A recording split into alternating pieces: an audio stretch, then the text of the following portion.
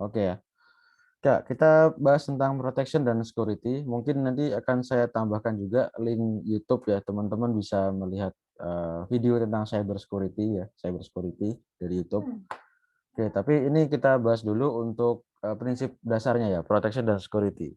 Ya, sekilas kedua istilah tersebut memang terlihat sama ya, protection dan security, tapi punya meaning yang beda ya.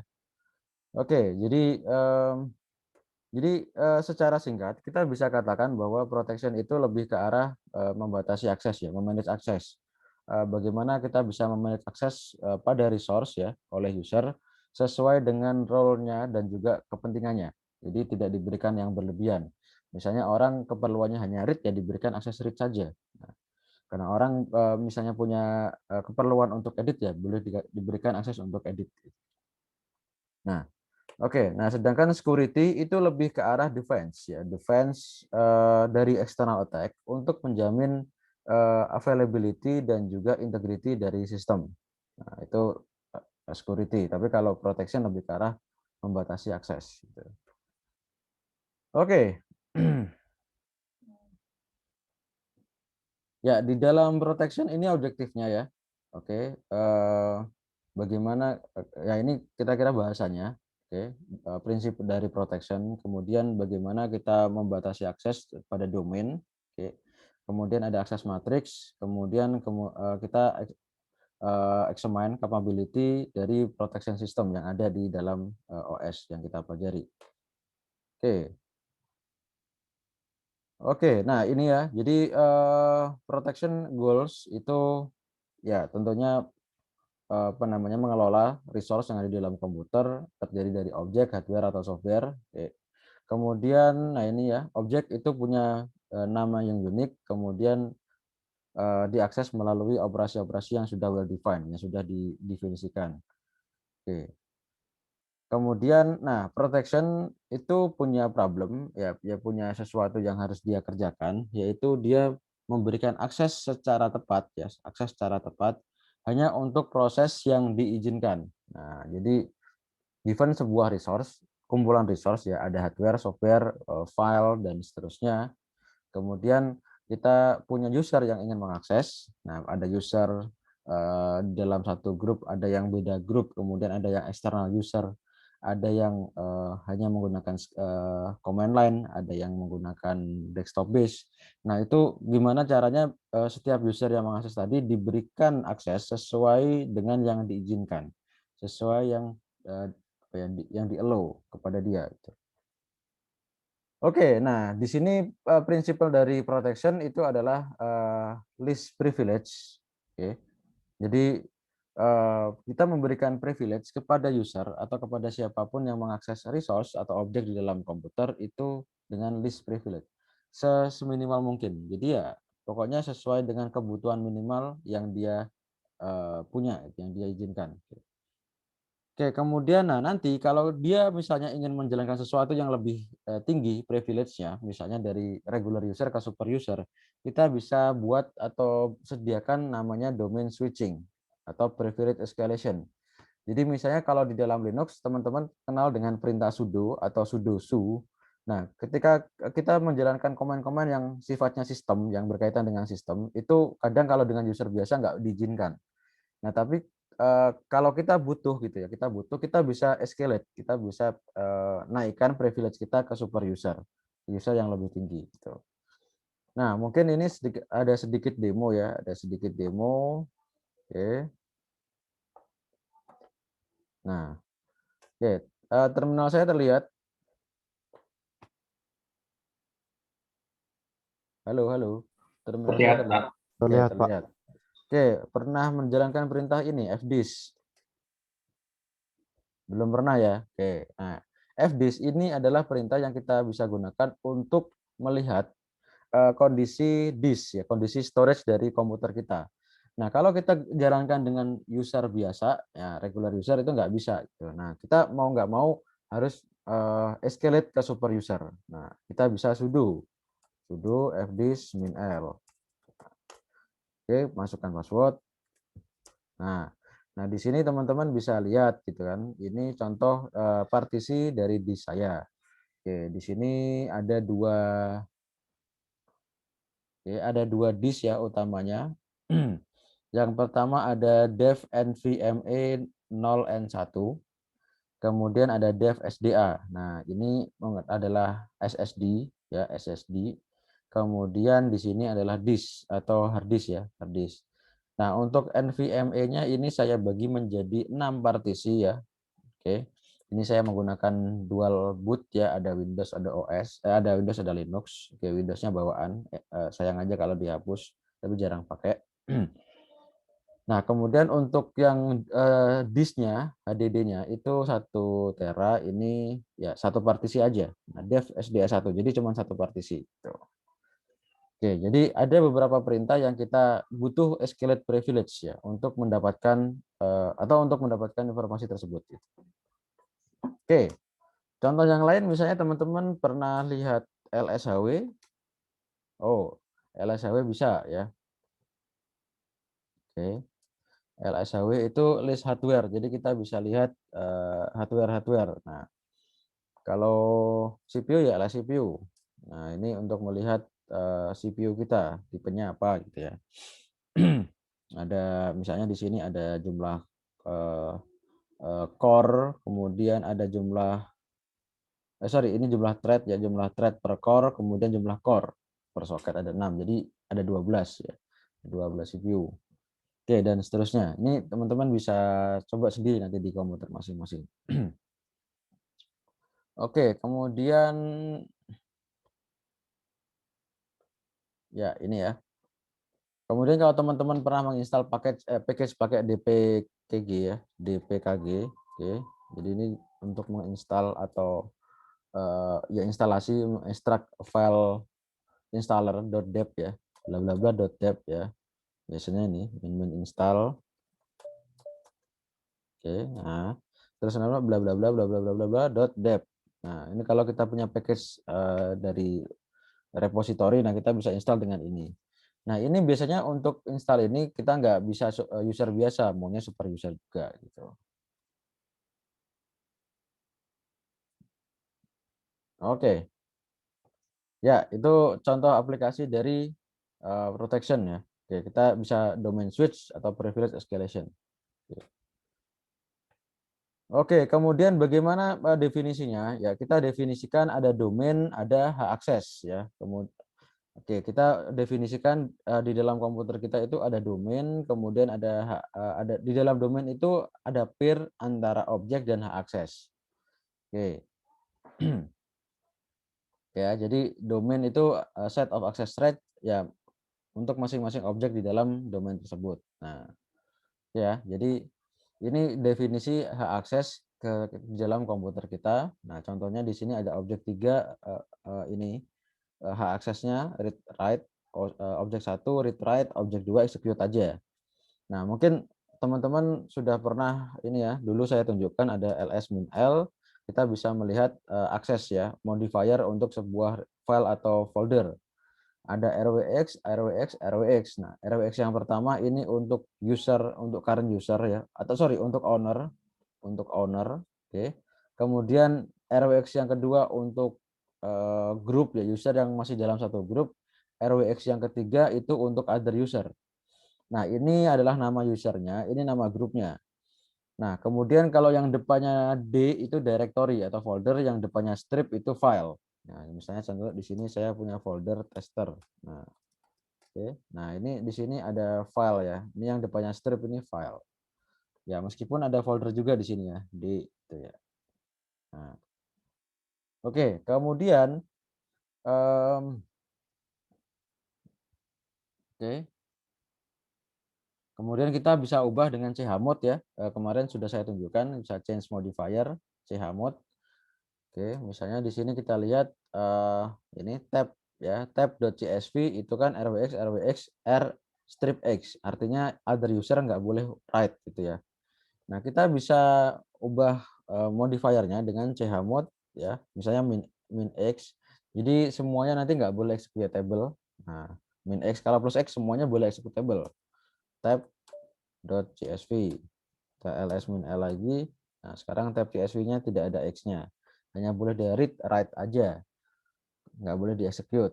Nah, Oke gitu. Nah, jadi gini ya, jadi kita definisikan ada domain, kemudian di dalam domain itu menyimpan pair antara objek dan hak aksesnya. Nah, memang di sini ada misalnya di sini ya, ada satu objek yang dia ikut ke domain 2 dan domain 3 ya, bisa juga gitu ya. Oke. Oke. Nah, domain implementation kalau di Unix atau Linux-like itu domain itu adalah user ID. Nah, domain itu adalah user ID, kemudian ya objek itu ya semua resource di dalam komputer, bisa program, bisa file, ya dan seterusnya. Bisa device seperti printer. Nah, oke. Kemudian kita bisa domain switch ya, kita bisa domain switch. Misalnya kalau tadi ya, kalau tadi kan langsung menggunakan sudo komennya ya, kita bisa apa namanya, menjadi super user atau switch domain ya dengan su. Loh, kok salah? Nah ini ya, saya bisa menjadi root.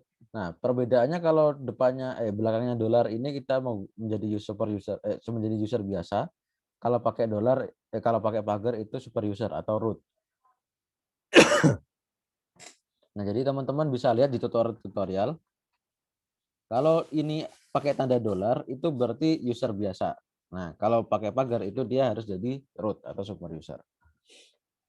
Nah ini kita lihat ya UMI root, saya adalah root. Nah ini kalau saya CD itu saya kemana? Ke root gitu ya.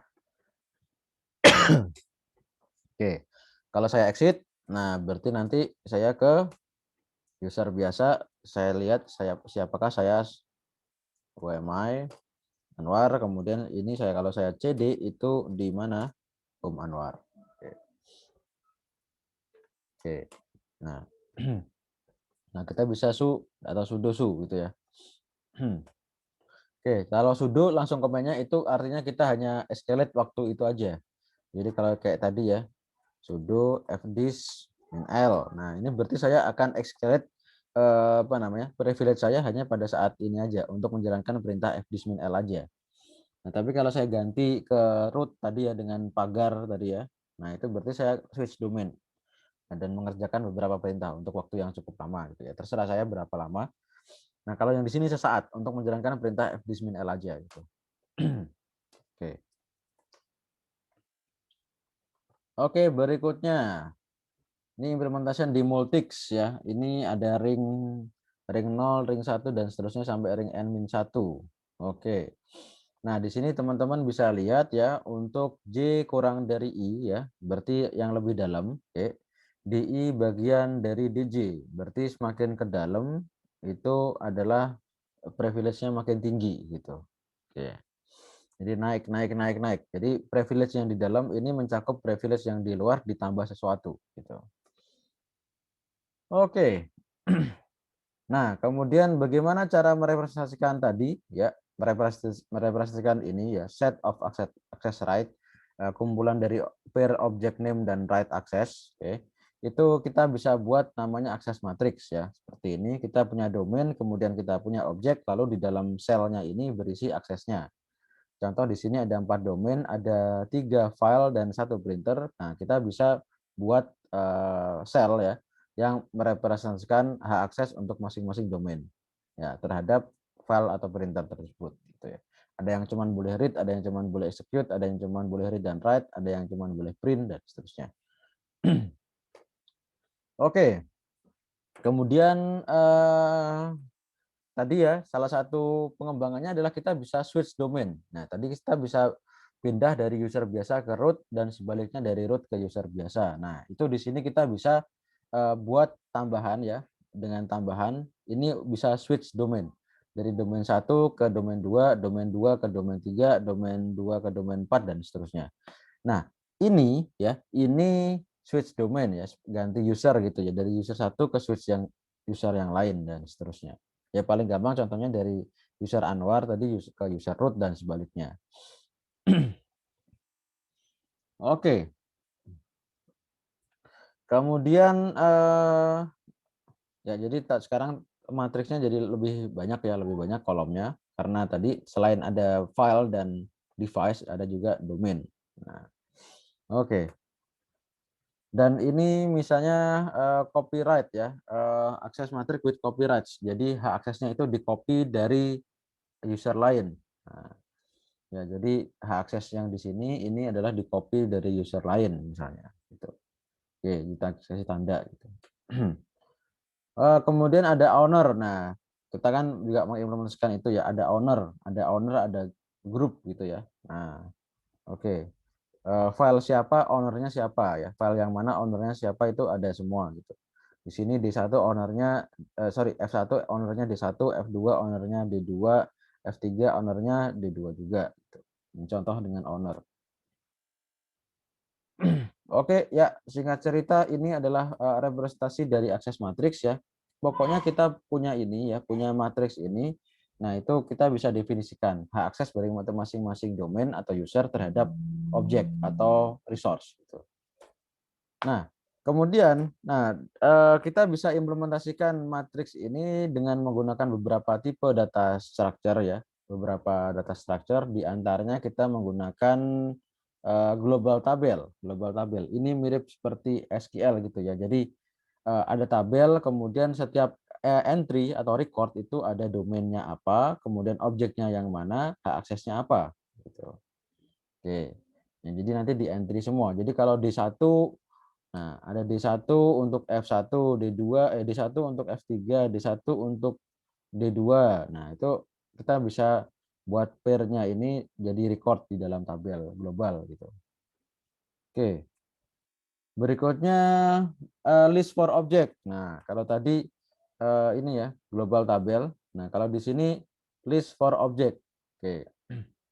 Nah, ini base-nya adalah objek ya. Given sebuah objek, nah sebuah objek tadi punya list of ini, list of pair antara domain dan access right. Nah, jadi setiap objek di dalam komputer itu akan punya list ya, punya list. Isi dari setiap komponen dalam list tadi ya, itu adalah pair antara domain dan hak aksesnya. Nah, jadi file satu dia punya list. Nah, elemen pertama nanti adalah domain satu hak aksesnya apa, elemen kedua domain 2 aksesnya apa, elemen ketiga domain ketiga aksesnya apa dan seterusnya. Begitu juga dengan file 2, file 3 dan seterusnya, itu semua punya list itu gitu. Nah, itu menggunakan access list ya. Access list for object.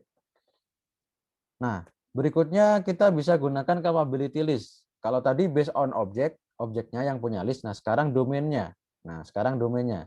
Given sekian domain di dalam komputer, di dalam sistem, itu setiap domainnya kita buatkan list. Nah, isi dari listnya itu adalah tadi setiap komponen dalam listnya tadi adalah pair ya antara objek dan hak aksesnya. Jadi domain satu punya list, domain 2 punya list, domain 3 punya list. Nah, domain satu dia punya list ya, elemennya adalah objek file satu hak aksesnya apa, file 2 hak aksesnya apa, file 3 aksesnya apa, dan seterusnya. Oke. Begitu juga dengan domain 2 atau user 2, nah dia juga punya list ya, file satu hak aksesnya apa, file 2 hak aksesnya apa, dan seterusnya. Oke. Bisa juga pakai implementasinya pakai lock dan key ya. Oke. Ya ini kompromi dari access list dan capability list ya. Ya access list tadi based on object, capability list based on domain atau user. Oke, nah ini komparasinya teman-teman nanti bisa baca sendiri. Oke, global tabel itu memang sangat simpel dan mudah, tapi akan banyak recordnya ya, can be large. Nah, oke lah, kalau jumlah domain atau jumlah user mungkin tidak banyak ya, mungkin 100 user di dalam satu komputer itu sudah banyak. Tapi kalau file itu kan sangat banyak ya, file itu kan bisa jutaan. Nah, jadi wah nanti jutaan kali ratusan, ratusan juta itu recordnya. Oke, oke. Nah ini access list itu per objek itu juga lebih susah gitu ya, agak susah karena kita membuat list per objek. Nah objeknya bisa jutaan, jadi ya kita punya jutaan list gitu ya, agak repot gitu. Oke, capability list yang per domain tadi mudah ya, mudah dan juga kurang lebih dia cocok gitu ya untuk dipakai. Tapi permasalahannya adalah pada saat revocation. Jadi saat penghilangan hak akses untuk suatu file, nah itu agak susah gitu ya. Berarti kita harus menelusuri satu list di dalam satu domain. Nah, jadi itu apa namanya, bisa jadi agak efisien, lama ya. Jadi apa ya, istilahnya kita mengambil satu elemen di dalam list yang ukurannya jutaan. Nah, itu kan harus iterasi gitu ya. Iteratornya harus dijalankan di sekian jutaan elemen tadi. Nah, itu lebih ribet ya, inefisien.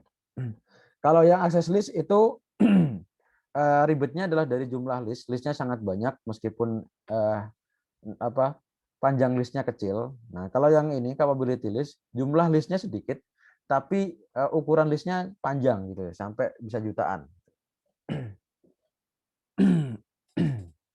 Oke, nah ini Loki yang lebih kompromi ya, efektif dan fleksibel. Oke, ini mungkin teman-teman prinsip dari protection ya, prinsip dari protection. Kemudian ya ini privilege ya. Oke, privilege ini ada user satu punya role, kemudian dia punya privilege ini terhadap sebuah proses dan seterusnya. Oke, nah ini isu-isu dalam manajemen akses ya, itu kita bisa revocation. Revoke itu penghapusan hak akses, itu isunya ya tadi kan salah satu isunya itu ya, revocation. Kita bisa lakukan itu immediate atau delay. Nah, ini pertimbangan juga, langsung dihapuskan atau nanti di-delay aja. Selektif atau general, selektif terhadap objek atau resource atau semuanya. Parsial atau total. Oke. Parsial ya misalnya yang read-nya aja yang dihapus. Ya boleh execute tapi nggak boleh read. Nah, bisa juga. Atau total semuanya. Temporary versus permanen. Apakah itu ada batas waktunya atau permanen selamanya? Oke.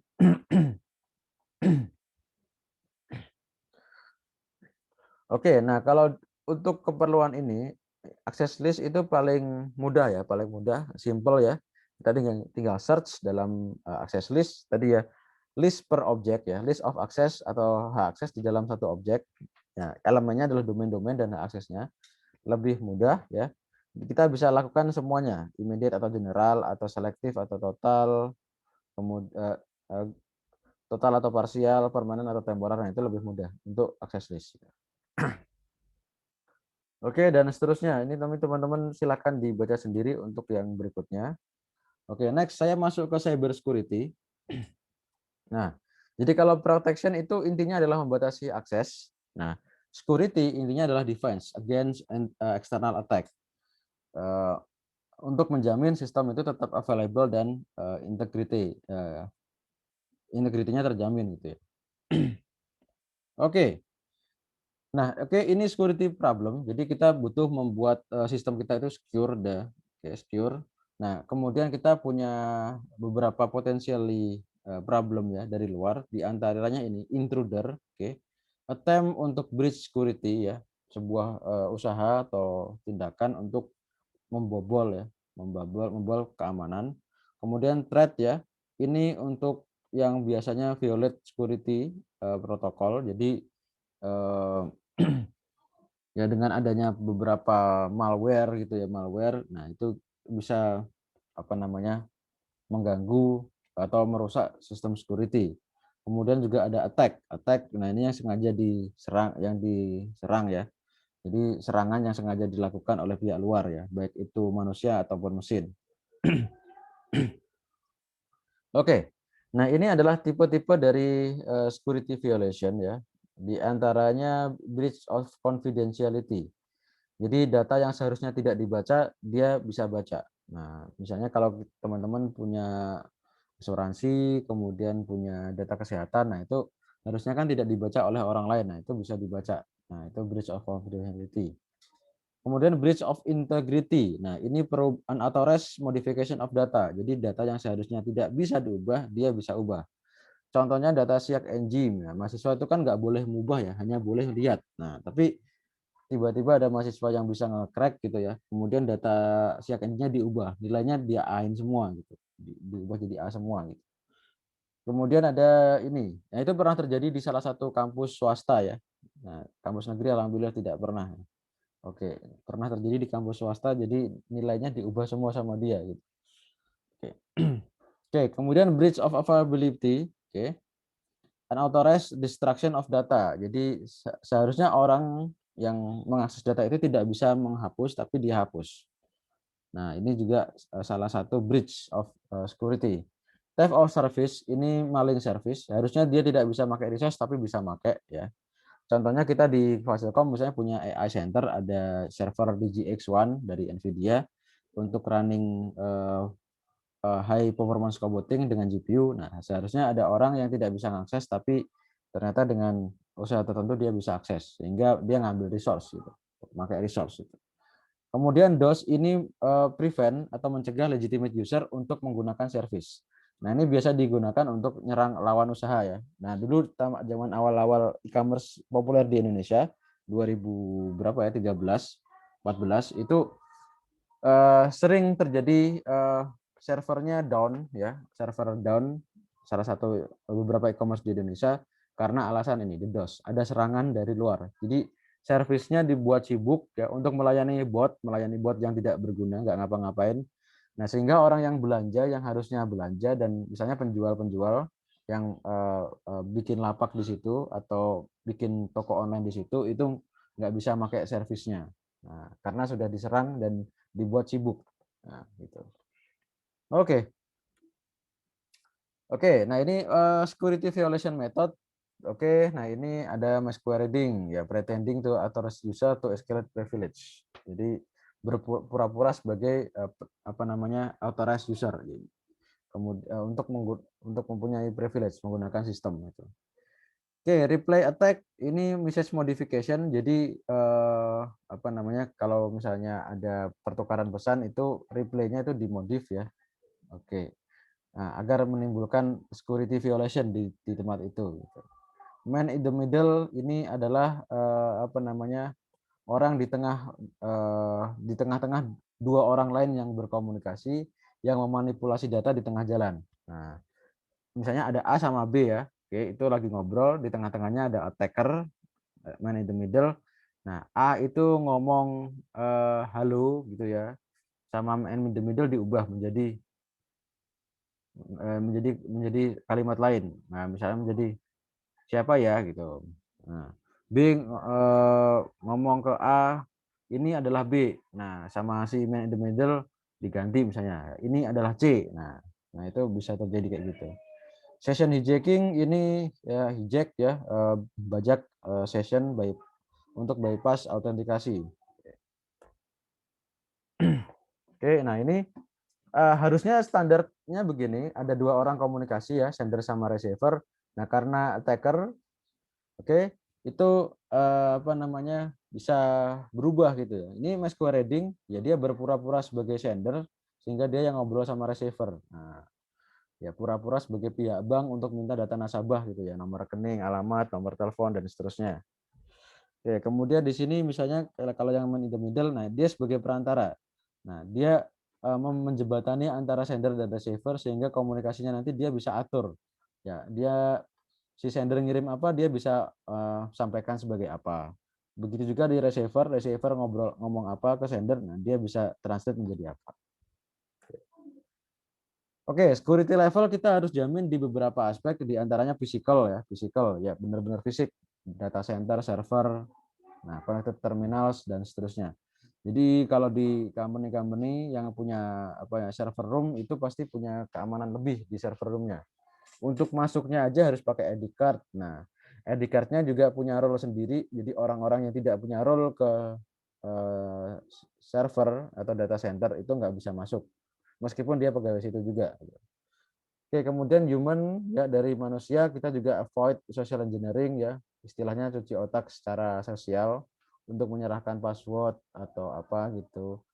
Atau misalnya kira-kira frase apa yang kamu suka, yang kamu ingat. Nah, yang diingat pasti kan passwordnya. Nah, nanti passwordnya dipakai sama si social engineer tadi. Phishing, dumpster diving dan seterusnya. Oke, dari OS-nya kita protect dengan protection mechanism tadi yang membatasi akses dan seterusnya. Kita juga ada debugging. Network kita ini intercepted communication, interruption, DOS. Nah, ini adalah beberapa potensial threat dan attack. Nah, itu kita bisa apa namanya, bisa cegah dengan beberapa protokol misalnya seperti firewall, kemudian secure communication seperti HTTPS, SSL dan seterusnya. Oke. Oke, nah ini threads ya, program-program yang bisa menjadi threads di dalam sistem kita ya, yang bisa melakukan beberapa pelanggaran security. Oke, contohnya di sini Trojan Horse. Oke. Oke, Trojan Horse itu code segment yang misuse environment. Jadi dia menggunakan resource di environment untuk keperluan yang tidak berguna. Ya, misalnya untuk ini ya spy, untuk spy mengirimkan data-data di komputer kita ke luar sana, mengirimkan pop up ya untuk iklan dan seterusnya gitu. Trapdoor. Nah, ini adalah apa ya? Biasanya user khusus ya, special user yang tidak melewati security protokol. Nah, jadi ada username dan password tertentu yang kalau dipakai itu langsung bisa escalate ke privilege yang tinggi. Nah, tidak harus memasukkan data kredensial yang lain gitu.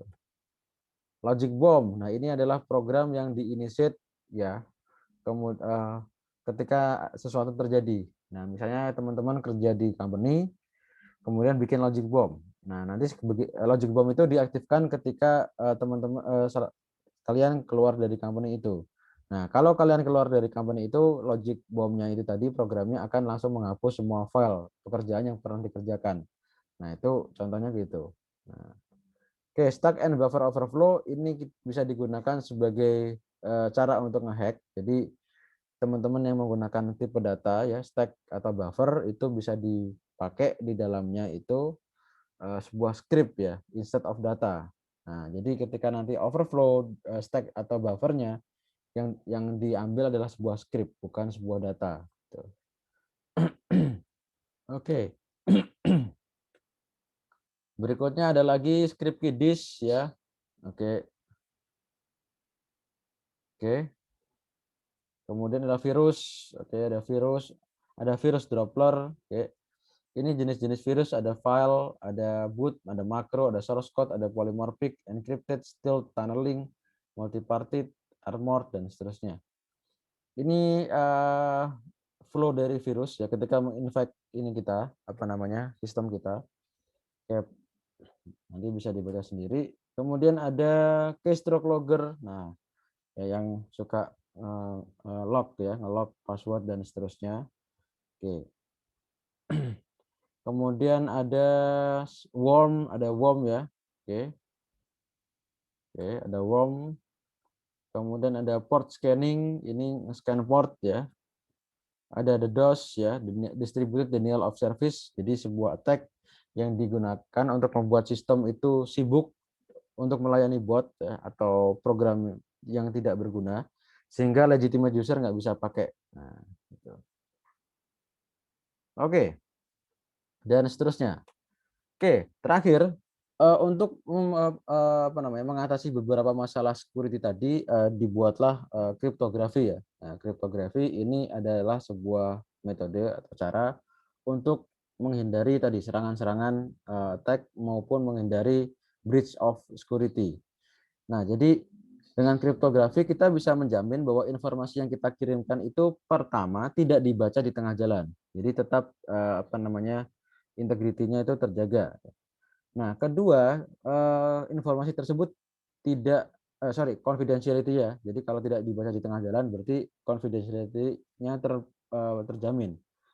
Nah, yang kedua, ketika kita mengirimkan pesan itu datanya tidak berubah atau dimodifikasi di tengah jalan. Dengan kata lain kita menjamin integritinya. Nah, oke, jadi confidentiality dan integrity dari sebuah data yang kita kirimkan di tengah-tengah sistem, satu sistem dengan sistem lain, baik itu lokal atau via jaringan, kita bisa jamin dengan kriptografi. Metodenya bagaimana? Ada yang pertama enkripsi dekripsi. Ini digunakan untuk mencegah orang lain melihat pesan yang kita kirim. Nah, jadi kita akan buat key ya, sebuah key yang kita generate. Lalu kita akan encrypt pesan itu menjadi ciphertext. Nah, ciphertext itu sebuah data yang sudah acak, yang sudah tidak human readable, tidak bisa dibaca oleh manusia dengan normal. Gitu. Misalnya kita punya pesan ya, Nah, pesan, ini adalah kelas OS. Nah, itu pesannya. Nah, kalau di encrypt menjadi ciphertext, nah nanti menjadi karakter-karakter aneh gitu ya. AX, UW, AB. Nah, itu kita bisa apa namanya? Encrypt dengan itu. Oke. Oke. Nah, jadi itu caranya ya. Jadi kita mengubah kita mengubah message menjadi ciphertext menggunakan key. Nah, itu proses enkripsi. Nah, proses, enkripsi nanti dekripsi kebalikannya, ya. Dekripsi itu kebalikannya, dengan key kita akan ubah, dari ciphertext ya, menjadi message lagi. Nah, jadi ketika sender mau mengirimkan pesan itu dia akan encrypt dulu pesannya menjadi ciphertext. Nah, nanti ketika sudah sampai di receiver si, apa namanya, si receiver akan mendekrypt ciphertext untuk menjadi pesan lagi lalu dibaca, gitu. Oke, untuk cara enkripsi sendiri itu ada 2 metode, ada simetrik, ada asimetrik. Untuk yang simetrik, itu key yang digunakan untuk encrypt dan key yang digunakan untuk decrypt itu sama.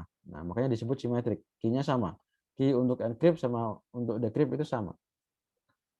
Oke, berikutnya, yang ini anu ya, ini contoh algoritma-algoritma apa namanya, encrypt ya, ada dash, ada AES dan seterusnya. Oke. Nah, kemudian ini caranya ya, ini caranya, cara, pengiriman pesannya.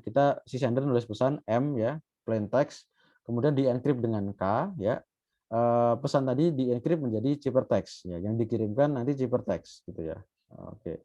Jadi attacker kalau nanti lihat di tengah jalan, ya dia ngelihatnya ciphertext, bukan lihat pesan. Oke. Nah, si receiver itu dia nanti mendecrypt ciphertext tadi kembali lagi menjadi pesan, plain text ya, dia sekarang bisa baca.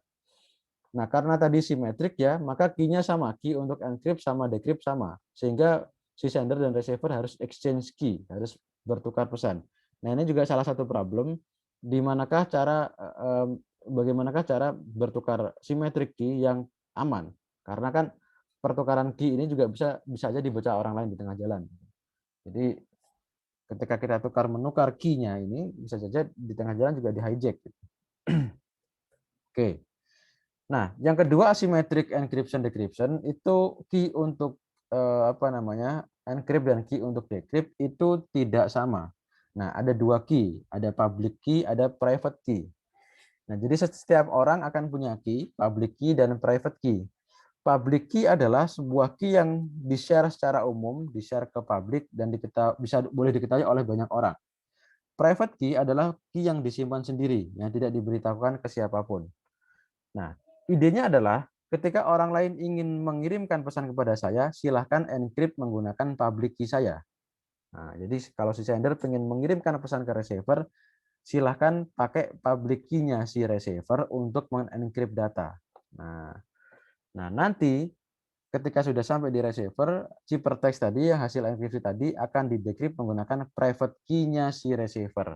Nah, sehingga private key tidak perlu jalan-jalan kemana-mana, cukup public key aja. Orang yang ingin mengirimkan pesan kepada saya, silakan encrypt menggunakan public key ini. Nah, nanti saya akan decrypt menggunakan private key saya. Private key saya hanya ada di tempat saya, tidak di-share ke siapapun. Gitu. Oke, nah itu idenya. Oke, ya ini nanti algoritmanya teman-teman bisa baca ya. Oke, proses enkripsinya menggunakan prinsip modulo seperti ini. Oke. Enkripsi pesan M sama dengan M pangkat K ya. eh, Modulo N. Oke.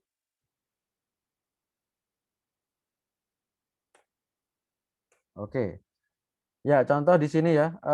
Contoh di sini key-nya ada dua angka ya, dua angka ya. Contoh di sini pesannya adalah sebuah karakter kalau diintegerkan itu 69. Nah, key-nya adalah angka 5 dan 91. Ya, key-nya 5 dan 91. Oke, ini adalah public key-nya ya. Public key-nya si receiver itu 59,91, bukan 5,911 nilai tapi dua angka ya, dua bilangan. 5 dan 91. Decryption key atau private key-nya adalah 29 dan 91. Nah, di sini cara encrypt-nya misalnya menggunakan sistem modulo tadi, pangkat dan modulo tadi.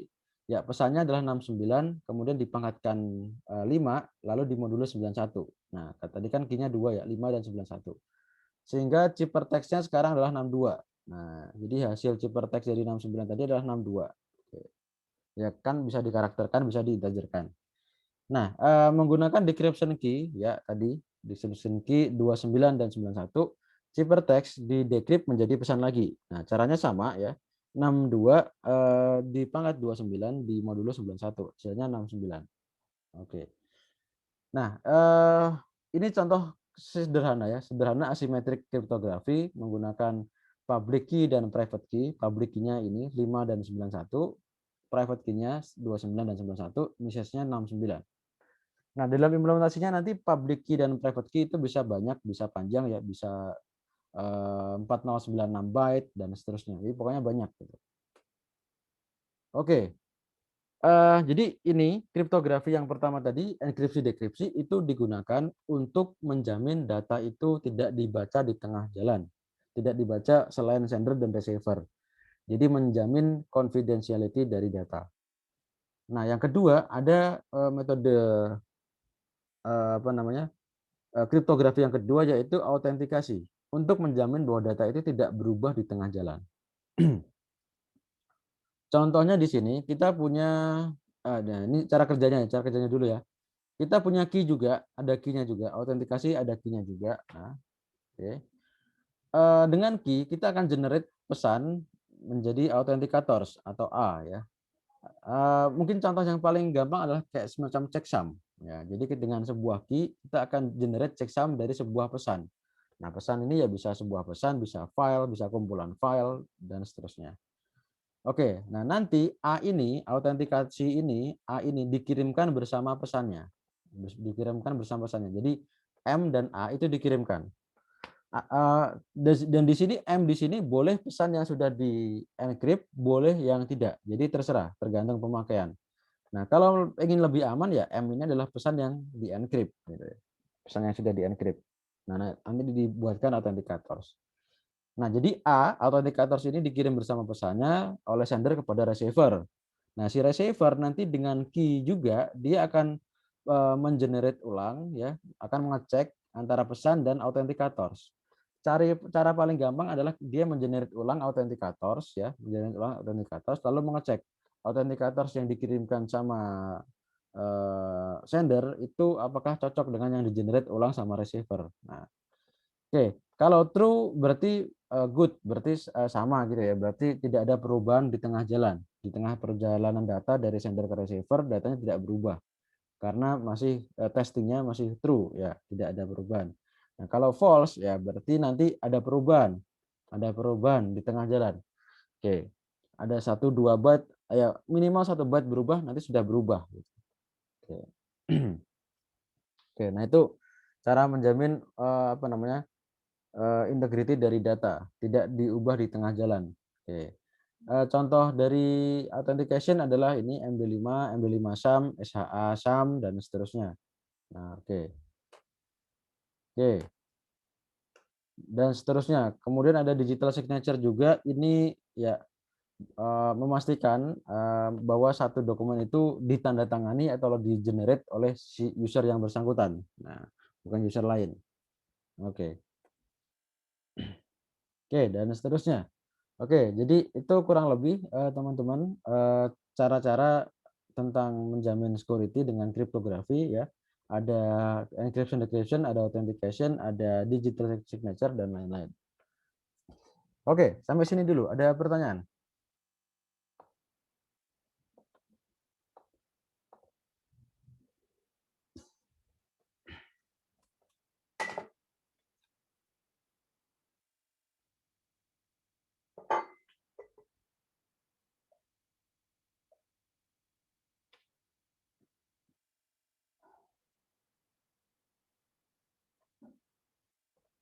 Oke, tidak ada pertanyaan.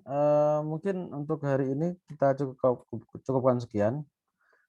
Pengumuman ini tugas 1 akan segera rilis. Bagi yang belum install VirtualBox, silahkan diinstal karena itu mandatori dipakai untuk tugas 1 yang deadline-nya mungkin 10 hari atau seminggu lagi.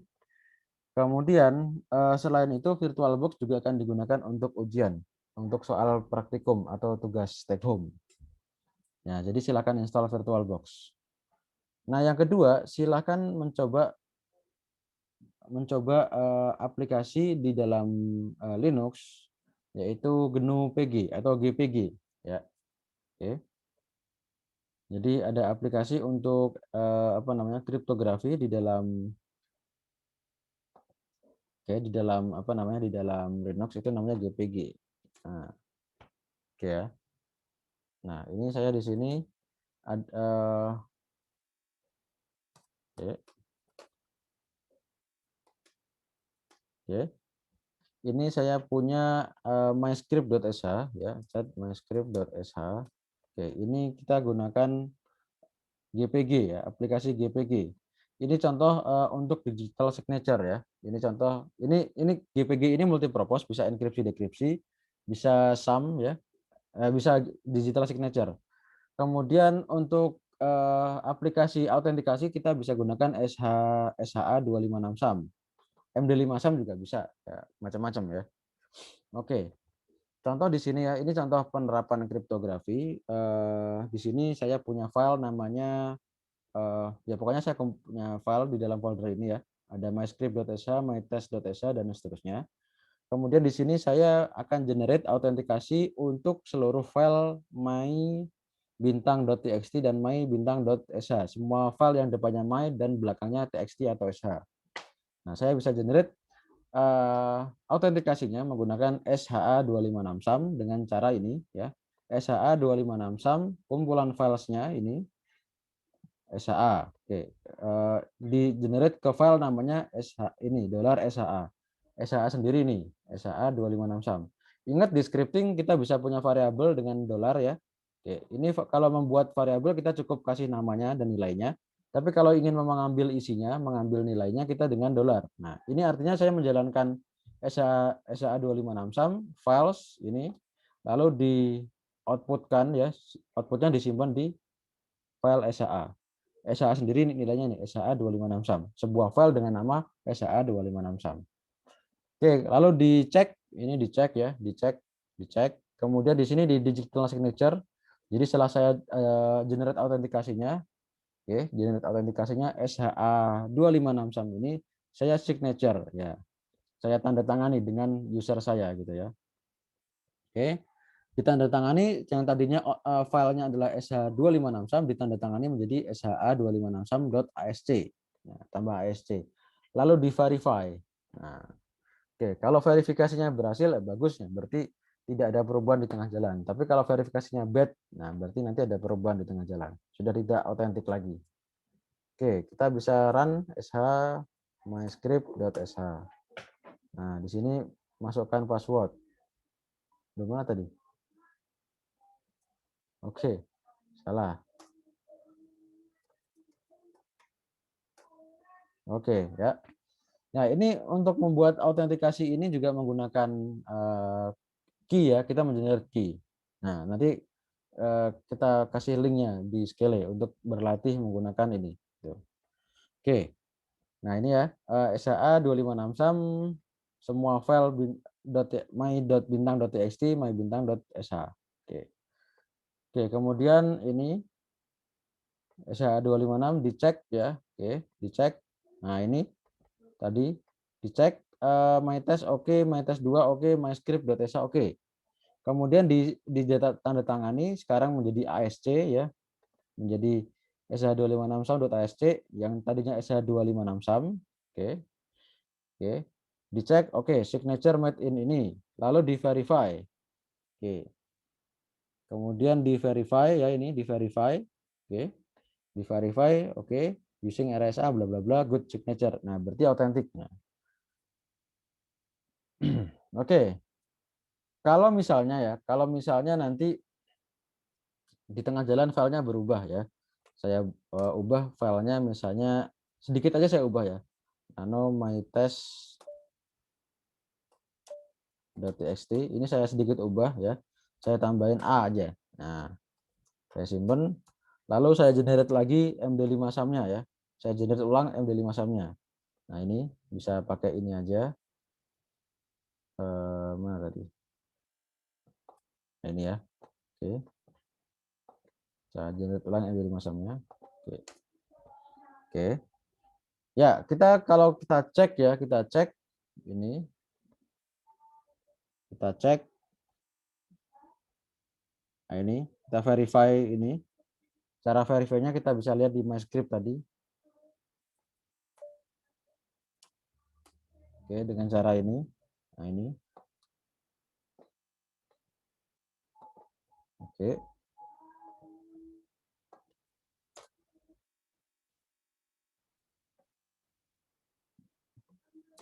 Ini oke. SAA 256 SAM.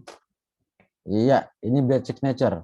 Jadi kalau kita ubah sedikit aja dan signaturenya itu masih sama seperti sebelumnya, nah berarti ada file yang berubah gitu ya. Oke. Oke, ataupun kalau misalnya filenya berubah lalu kita ubah lagi ya, coba ya. Filenya kita ubah lagi. Kita ubah lagi nano eh, mytest.txt. Tambahin lagi B di sini ya. Nah, filenya berubah.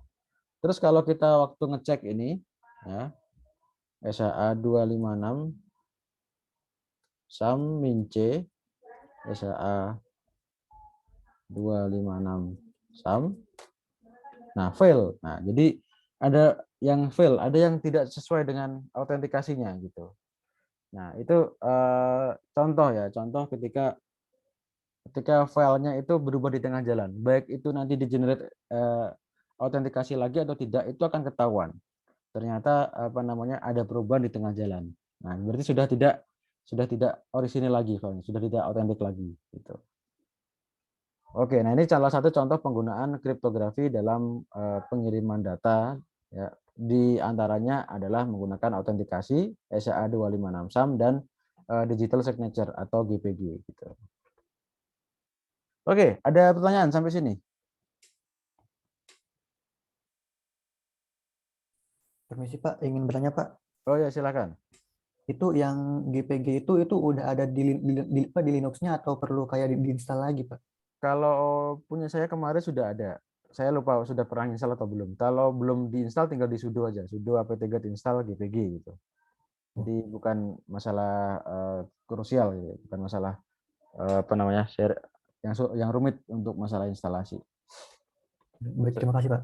Saya agak lupa ya, soalnya kemarin saya nggak install ya, sudah tinggal pakai aja. Cuman apa ya, saya lupa ini apakah dulu saya install manual atau bawaan gitu ya. Nah, kalau nggak Hmm, ada nanti diinstal aja GPG gitu. Sudah apt-get install GPG. baik Pak, terima kasih Pak. Oke, mungkin nanti juga ini masuk tugas ya. Jadi silakan dicoba-coba baca manual, baca ya ini mungkin. Nah, ini saya share lagi ya. Nah, ini kan kalau kita lihat manualnya, oke, man GPG ini ada. Nah, ini teman-teman bisa baca. Ini di antara manualnya ya. Nah, kalau teman-teman mau lihat tutorial di internet ya silakan, monggo banyak ya. Tadi kan di antaranya kita pakai untuk sign ya, pakai untuk sign, kemudian untuk verify. Nah, verify. Nah, ini verify. Caranya gimana? Oke, terus apa lagi ya?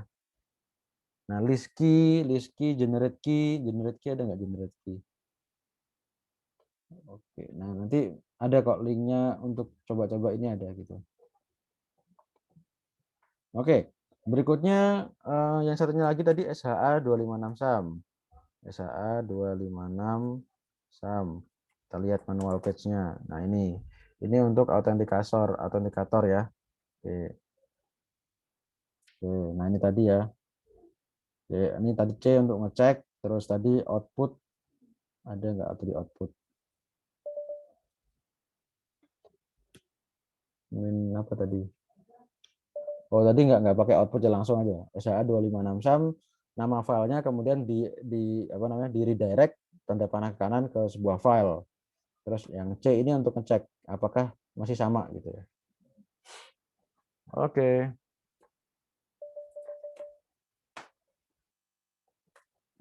Oke, sampai sini dulu ada pertanyaan?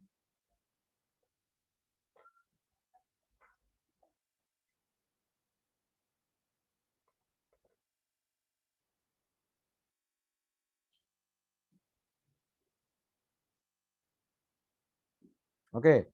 Ya, tidak ada pertanyaan, kita mungkin bisa akhiri dulu untuk sesi Sync hari ini. Teman-teman silakan bisa membaca protection dan security, kemudian kriptografi, enkripsi, dekripsi, autentikasi, dan juga apa namanya dengan beberapa contoh program di antaranya GPG. Nah, kemudian di sini saya menekankan lagi, silahkan ini kuis dan forumnya dikerjakan sebaik mungkin. Toh tidak membutuhkan banyak waktu ya. Mungkin mengerjakan kuis cuma 5 menit, mengerjakan forum cuma 10 menit. Kalian post any artikel, any explanation, pokoknya penjelasan apapun diterima, tidak ada salah benar. Yang dihitung di dalam forum adalah partisipasi gitu ya. Oke. Ya, dari saya akhiri sekian dulu. Jika tidak ada pertanyaan, semoga sehat selalu teman-teman semuanya di tempat masing-masing. Selamat pagi. Assalamualaikum warahmatullahi wabarakatuh. Terima kasih, Pak. Terima kasih, Pak. Terima kasih, Pak. Yo, Terima kasih, Pak. terima kasih, Pak.